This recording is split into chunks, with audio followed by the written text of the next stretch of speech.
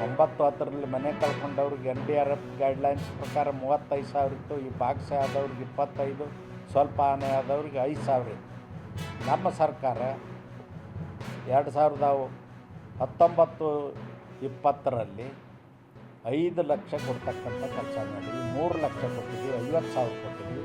ಈ ಸರ್ಕಾರ 2025-26ನೇ ಸಾಲಿನಲ್ಲಿ ಪೂರ್ಣ ಹಾನಿಯಾದಂಥ ಮನೆಗೆ 1,20,000 ಕೊಟ್ಟಾರೆ. ಭಾಗಶಃ ಹಾನಿ ಆದದ್ದಕ್ಕೆ 50,000 ಕೊಟ್ಟಾರೆ. ಸ್ವಲ್ಪ ಹಾನಿ ಆದಕ್ಕೆ 6,000 ಕೊಟ್ಟಾರೆ. ನಮಗೂ ಅವ್ರಿಗೂ ಇರ್ತಕ್ಕಂಥ ವ್ಯತ್ಯಾಸ ಇವತ್ತು ಹೆಚ್ಚಾಗ್ತದೆ. ಬೆಲೆಗಳು ಹೆಚ್ಚಾಗಿದ್ದಾವೆ. ಹೆಚ್ಚಿಗೆ ಕೊಡ್ತಕ್ಕಂಥ ಕೆಲಸ ಮಾಡಬೇಕು ಅಂತೇಳಿ ನಾನು ಒತ್ತಾಯ ಮಾಡ್ತೇನೆ. ಮತ್ತು ರೈತರಿಗೆ ಕೆಲವರು ಕೃಷಿ ಉಪಕರಣಗಳ ಕಳ್ಕೊಂಡಿರ್ತಾರೆ, ಅವರಿಗೆ ಪರಿಹಾರ ಕೊಡಬೇಕು ಅಂಥೇಳಿ ನಾನು ಒತ್ತಾಯ ಮಾಡ್ತೀನಿ.